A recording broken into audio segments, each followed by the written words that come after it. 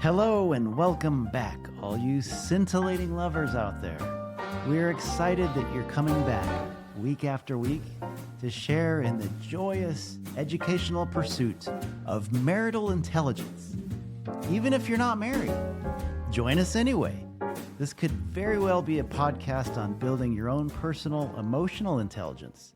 But in reality, after years of looking at the human condition through dozens of formal lenses, we've concluded that the very best life, the highest form of true living, the zenith of living in ecstasy, involves two people embraced, intertwined, intermingled passionately, completely, authentically, and devoted to each other for their entire lives. In other words, living your best life requires a spouse. Growing together in a marital union is indeed the biggest bang for your buck you'll ever have. And we are here, your humble hosts at Marriage IQ, to help you do just that. Best of all, our podcast is totally free. That's right, free. All we ask is that you share this with two of your friends this next week. No money, just your word of mouth to two of your closest friends. That's a deal. All right. Today, we are busting myths and false assumptions using scientific research, which we love to do on this podcast. Of course. And we are talking about the female sexual capacity. Many of you out there listening may find this entertaining. I mean, everyone knows that when it comes to sex, men are straightforward like an arrow, very linear, very predictable.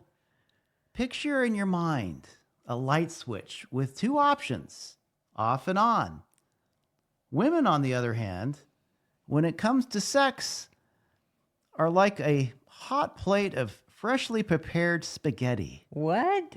With marinara sauce. How did you come up with that?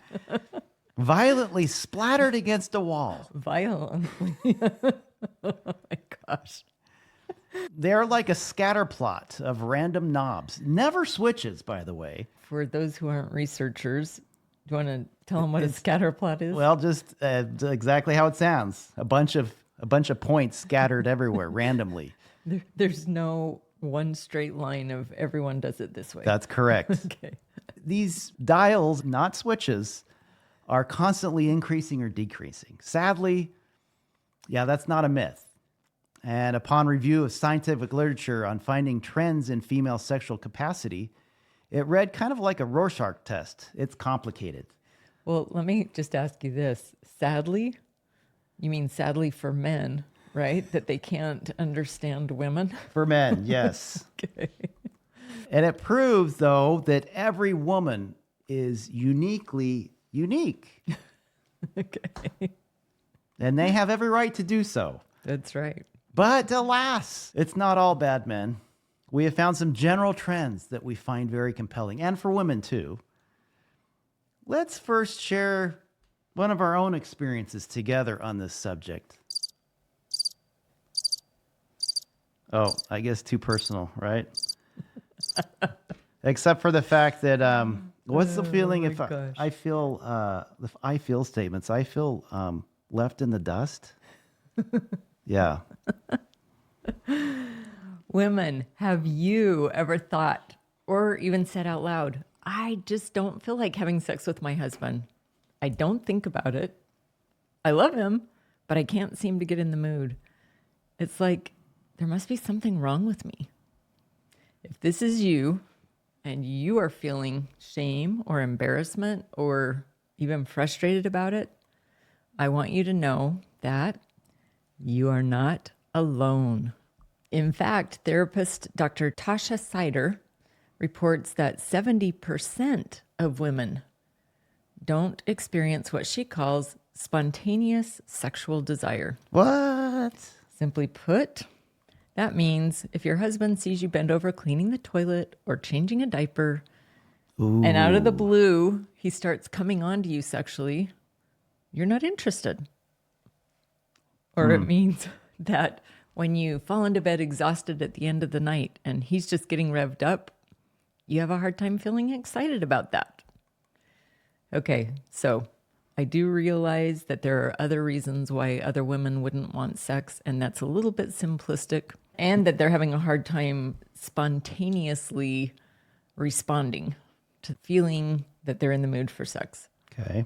But that doesn't mean that something's wrong with you, women, with me. That is good to hear.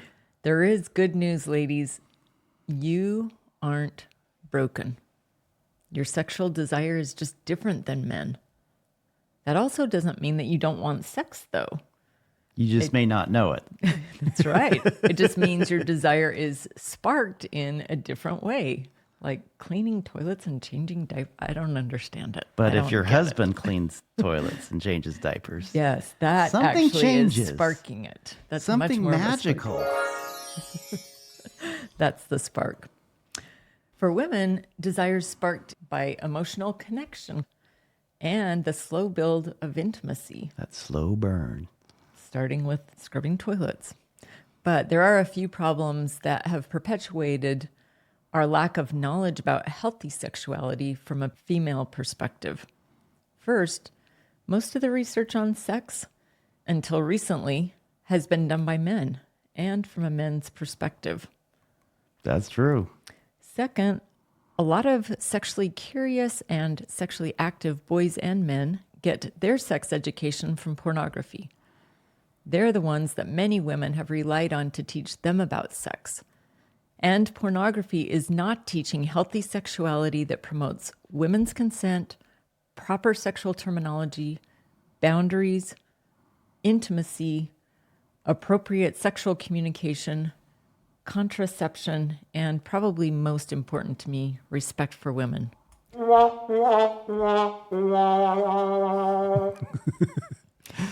Third, and it even gets worse, research shows that 30 to 50% of couples report having some kind of sexual problems at some point during their relationship. That seems a little low to me personally. Could be, but that's what this study said. And yet, who do they turn to? Well, it's widely reported that a significant proportion of marriage and family therapists have received limited or no training in human sexuality as part of their education. Even I got that training. In addition, one study by HIP in 2019 showed that about 20 to 30% of marriage therapists report feeling inadequately trained in sexual issues to talk with their clients about. Wow, So dang. That 70 is a big gap that we have. Yeah, 70 to 80% of therapists don't even feel comfortable talking about it. Yeah. So That's why you're here. yeah. In my own research, one of the problems that women talked about with betrayal trauma was their own lack of knowledge about healthy sexuality. Their core beliefs about sex were influenced by their parents or religious leaders or sexual partners, and even for some, their abusers. Well, that's sad. And they called their understanding of sex incomplete, not true at all, or male-focused. If you're getting your information, ladies, from the magazine rack in the grocery store or other sources that aren't credible, we are here today to tell you the real secrets to a woman's sexual capacity. You're getting good at that. So why does all of this matter for couples? Well, I think unlocking the female sexual capacity leads to deeper intimacy. Indeed. And stronger relationships and greater fulfillment for both of us. And there's research that shows it also has health benefits, such as improved mood for women, stress release, and even better immunity. Better immunity. That's interesting, huh? Wow. That's great. So a significant amount of what we're going to be talking about today comes from Dr. Emily Nagoski's book, Come As You Are. We've mentioned this in other episodes, and her research and her book truly did transform our understanding of female sexuality. I would love to have Dr. Nagoski come on this podcast. If she's listening, reach out to us. because this book is awesome. It's pretty likely she's listening, don't you think? We also refer to a lot of research and ideas that researcher and mentor, Dr. Shalom Levitt, who we had on Marriage IQ in episodes 21 and 22, shared with me and taught me. If you want any more details about research, go to Marriage IQ, and in our show notes, we will list citations for research that we used. Okay. Well, let's talk a little bit about anatomy. Female anatomy? Yeah. Great, because I think a lot of women don't understand their sexual anatomy. I come from the medical background, and so we learn this, we teach this. Did you know that women and men started out looking pretty similar when developing as an embryo? I know that sounds a little weird, but the woman's clitoris is homologous to a man's penis. Her labia majora, or the outer lips, are homologous to the man's scrotum, meaning they both came from the same embryonic cell line. So I know that does sound weird, but the clitoris itself has over 8,000 nerve endings, with thousands more located in the vulva. That's the area of the female that includes the labia, the clitoris, the mons pubis, or the mound, and the vaginal opening. The clitoris will become engorged in blood and become erect when sexually stimulated. Similar to a penis. And or aroused. Some women can be stimulated without being aroused. So we need to make that clear. Thanks to Emily Nagalski. It's about the size of a pea and is protected by folds of skin called the clitoral hood that protects and lubricates it. So let's talk a little bit more about this clitoris. It's the ultimate pleasure organ. Sorry, men. This is more pleasurable than the penis. So we're just jumping into this sexual capacity for women, Heidi. Let's talk about that a little bit more, the full clitoral structure. You know, one thing that's really interesting is from the outside, it looks like about the size of a pea, but inside it looks like a wishbone, and it's about 4 inches long.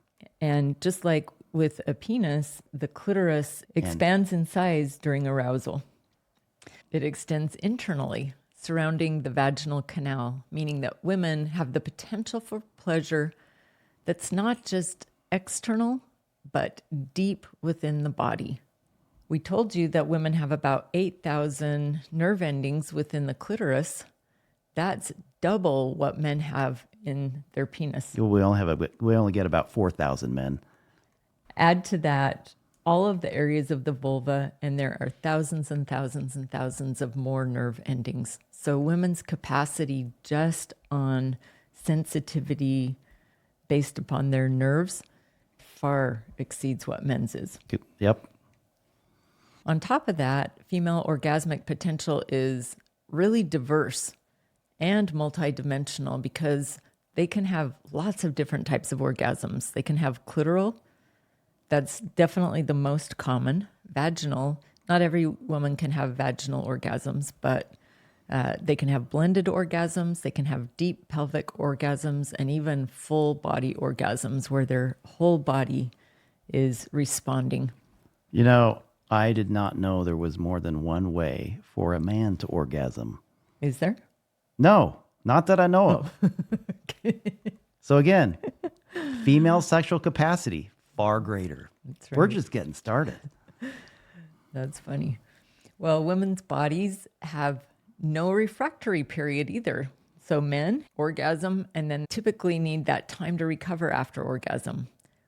But women, on the other hand, can experience multiple orgasms in succession. 2 words, rip off.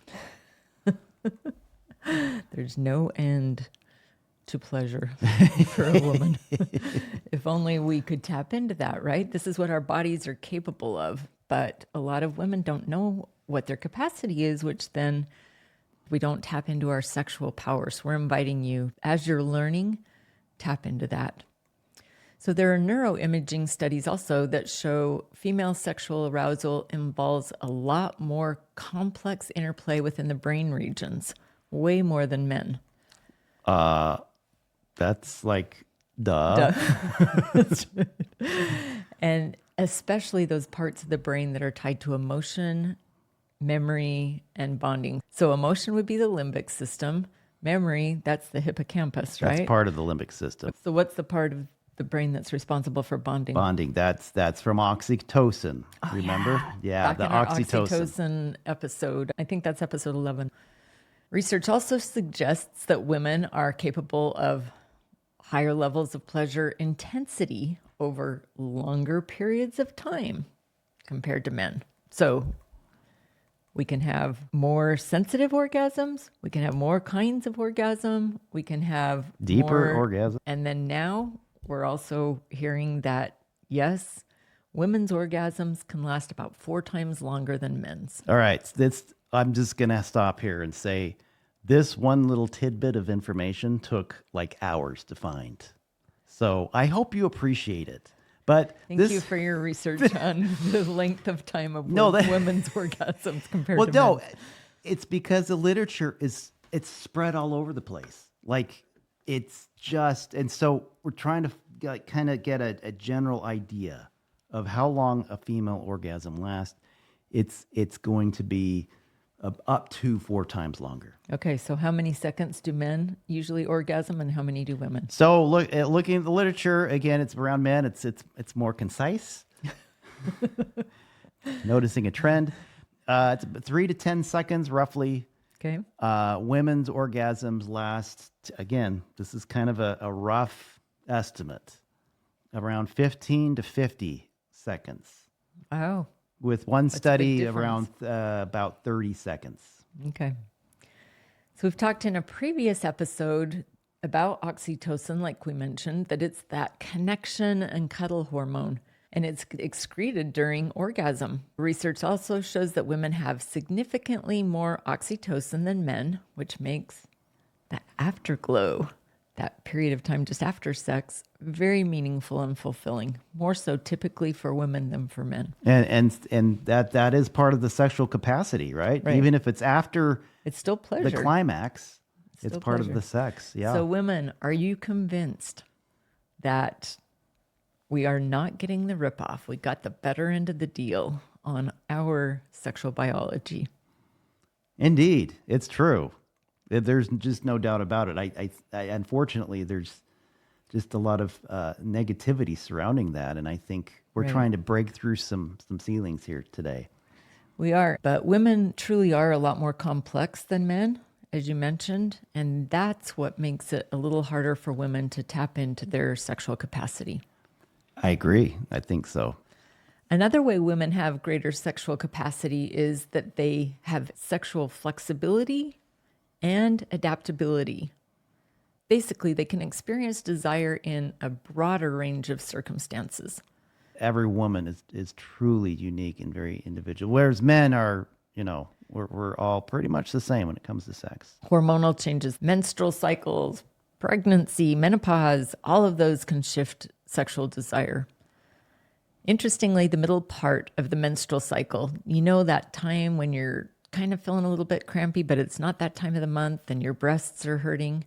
That's actually when you're ovulating and the egg is being released from the ovary. And along with that ovulation comes this short little burst of testosterone, which will increase a woman's desire for sex during that time of the month. Okay. So be aware of that. There are studies that show women after marriage or after entering a relationship have pretty high sexual satisfaction. But then when they give childbirth for about 3 years after a child is born, their sexual satisfaction takes a big dip.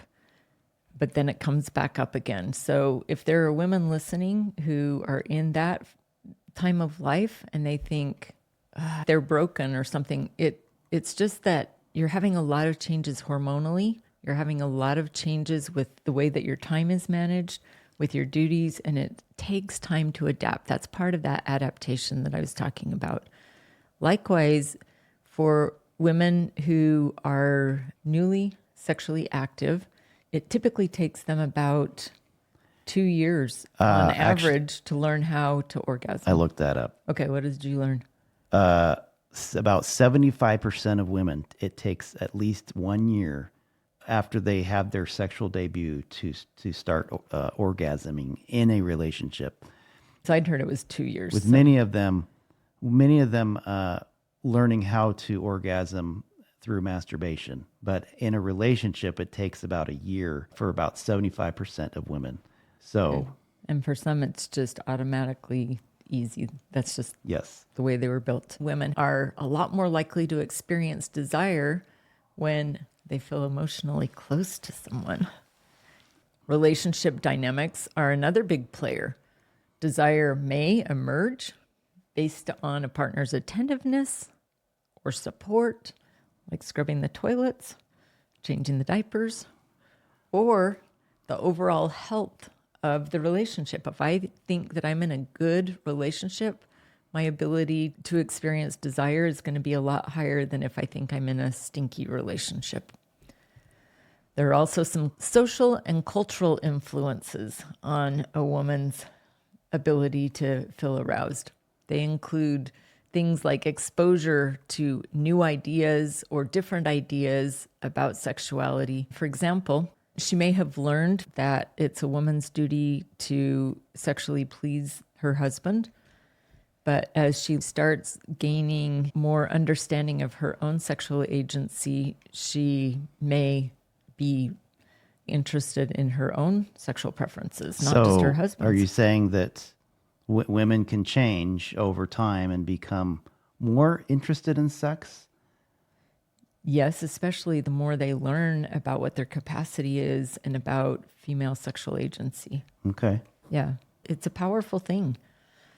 I suppose men could also learn about that and change some of their thoughts, but I think women come from typically less understanding about sex. And so as they mature and learn more, there's more ground to cover as far as being adaptive. Women's desire is context dependent. There's a model called the dual control model of women's sexual arousal that was developed by Doctors Bancroft and Sadowski. It says women have accelerators and brakes. Yes. It's all those knobs, guys. Yep. Remember the knobs. Never switches, only knobs. The accelerators are turn-ons. What ignites desire? Things for women that ignite desire are feeling safe, secure, valued, and again, being emotionally connected. So, ladies, hold hands more with your husband. Ask him to rub your feet, rub your back, rub your head, whatever. Affectionate touch outside of sexual settings is a really big one. Just that touch. The non-sexual. If every time you're touching them, you're wanting sex, then that becomes a turnoff. So, snuggles, right? Non-sexual intimacy also includes deep conversations, laughing together, sharing experiences together. Maybe flowers, music, and candlelight are also part of that. Yes, occasionally. But not all the time. Not all the time. Not all the time. Changing it up is important for women's That's context. correct. Flowers and chocolates every day. No. Nope. The second part of this model is the brakes. And the brakes are the turnoffs. So what inhibits sexual arousal in women? Do you want to take some guesses? Well, stress, anxiety. That's huge. Shame about a woman's own body, How she feels about her body. Mm-hmm. Yeah. which we just did an episode on Very body recently, image. yep. Yes. Disconnection, feeling disconnected from each other. So maybe there's been a fight. Maybe one of us has emotionally cut off the other one for whatever reason. All of those things throw big buckets of water on sexual desire. How about feeling pressured or duty sex? Yeah, well, they do it, but very little desire comes with that. So that's the breaks, right? A lot of times when it's duty sex, women's heads will be somewhere else, not in the act of sex itself. I didn't hear you say anything about children being nearby as a break for women. I'm so glad you brought that up. Yeah, that's a big one. let me add to that reactive thinking. So if I'm letting my emotions and emotional reactivity get the best of me over anything that's happened, whether it has something to do with you or not, that will also inhibit sexual desire. Another thing that impacts a woman's sexual capacity is her biggest sex organ of all. Do you know what it is? The brain. The brain. Yep. Women's sexual response is deeply connected to the brain, making mental and emotional stimulation just as important as physical touch. So, how do you stimulate a woman mentally?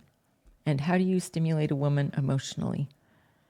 Well, I only know how to stimulate one woman. And that is deep connection. Yeah. It's, I think, feeling heard, feeling supported. And I have never had a time where doing the dishes did not end up with something. No, that's probably not true. No. But I mean, it's doing the dishes. What can I say? Even when we gaze deep in each other's eyes, that's emotional connection. Yeah. We're telling each other things we love about each other. Yeah. Deep But mental intimacy. stimulation too. And I think you're really smart. Maybe that triggers something in my brain that tells me you're going to protect me. So you think I'm hot if I talk about intellectual things? Yes, unless it's talking about global warming. Okay, well, we'll get off that one. And we know, like we've said, that women's sexuality is not weaker. It's just different. And it requires the right conditions to flourish. It's What a are really some great question. strategies? Well, again, understand that dual control model, the brakes and the gas, what turns them on, what turns them off, what turns you on, women, what turns you off, and try to reduce the brakes and increase the gas, increase those accelerators.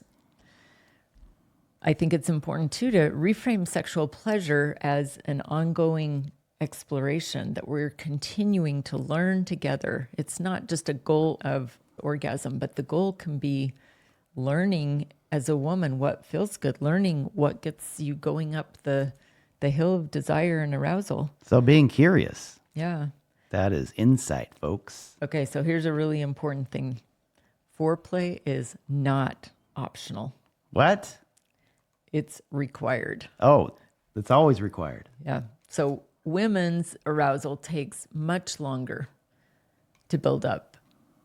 I think research shows anywhere between 12 and 20 minutes. That sounds about right. Look back at our episode 22 called 6 Minutes. That's a really important one to go along with this. But women's arousal takes time, but it also leads to greater intensity and satisfaction. Learning about healthy sexuality is really vital for having better desire. Just understanding that healthy sex is sex where agency is prioritized. Yeah. Let's talk about some myths, ladies and gentlemen, and bust some of them today. Society often portrays men as having the greater sexual drive and capacity, but research, as we talked about today, shows the women's sexual capacity is actually greater than a man's sexual capacity when it is fully understood And implemented. Another myth: women aren't as sexually satisfied by climaxing as men are. Untrue. Women rate orgasm ability as the number one factor in female sexual satisfaction. Now, a lot of things go into that orgasm happening, like deep, intimate conversations, support, protection, safety, Consent. et cetera, that go into prior to that orgasm. But being able to orgasm in a relationship is the number one factor in female sexual satisfaction. That's Frederick et al. 2017 and Lennart et al. 2018 and 23. So the truth is men experience orgasms more reliably than women do. This is the truth. It's called the orgasm gap. Men orgasm about 80 to 95% of the time. that they have sex. Women, again, all over the place, people, but somewhere around 40 to 60%, depending on their age, etc. But again, it takes time to learn how to orgasm. The contextual experience has to be just right. So there's a reason for the gap. Yes. There's a lot of reason. And I wanted to put that in, but it's too big for this episode. So we will have to talk about it later. But remember, women can experience multiple orgasms without a refractory period. Right. While men typically need that refractory period. Yep. Another myth, the orgasm gap we just talked about that exists between men and women means that women have lower overall sexual satisfaction than men. False. That's not true. Again, they're sexually satisfied in relationships, committed relationships, at the same level as men as far regarding orgasms. So they may have fewer of them, but if you ask them their opinion, they are just as sexually satisfied as their husbands. That doesn't necessarily mean how many times do they orgasm. Whereas men, it might mean more. There's different meanings, even though women do have, generally speaking, fewer orgasms per sexual episode than men. Another myth, women can increase their orgasm frequency through masturbation and having multiple sexual partners. This is not supported. Nope. Kontula et al., 2016. This is a big study in Finland. The keys to their more frequent orgasms lay in mental and relationship factors. And I'm quoting this. These factors and capacities include orgasm, importance, sexual desire, sexual self-esteem, and openness of sexual communication with their spouse. So Unquote. it's not the number of partners or masturbation that increase that. No, their frequency increases by having with one person open communication with one about sex long-term or about anything. Yes, with one long-term spouse. That is what will increase that frequency.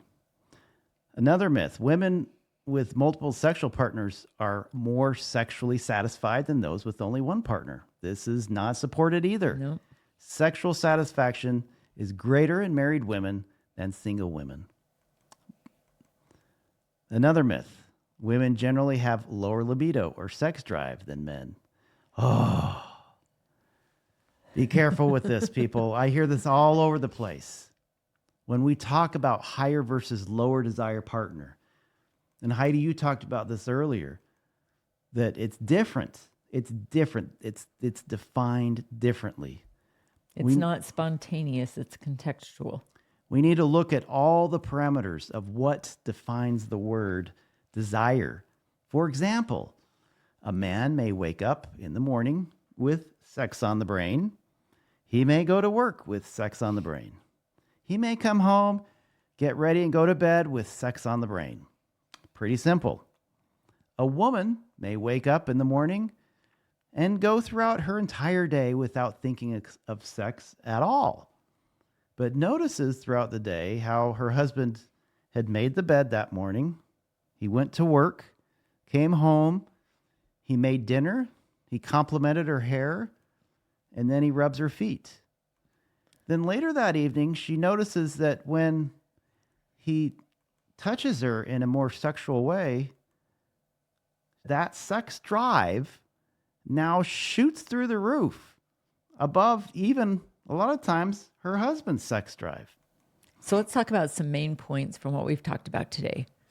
Women's sexual capacity is greater than men's in multiple ways: in pleasure potential, in adaptability, in multi-orgasmic ability, and in sensitivity. Length of time, too. When the right conditions are met, it leads to greater sexual fulfillment. Emotional connection and self-awareness are key to unlocking full potential. So here's a call to action then for you ladies. What can you do as an individual this week? Find one takeaway that you learned today and share it with your spouse. Something that surprised you, something new that you learned. With this information, how can you now maximize your own female sexual capacity? And what can you do as a couple this week? Try having a conversation with your spouse about your sexual needs and what enhances or inhibits your personal arousal. If you don't know, experiment a little bit and figure it out. That will be an interesting time. That goes back to our 4 cornerstones. Which are the 4 cornerstones we touched on today? Well, all of them. But I think with identity, it's what is my sexual identity? Who am I as a sexual being? Some questions to ask ourselves. Insight, realizing that I'm not broken. I have untapped sexual potential that is powerful. Well, you do, not me. But you need to know about it. Yes, I need to know about this as your husband. And intimacy as a couple, we were just scratching the surface of realizing your sexual capacity as a woman in context with our sexual capacity. We're really glad you joined us today. You can watch for us on Instagram and Facebook and follow us there to keep the conversation going. And have a great week. Thanks, everybody.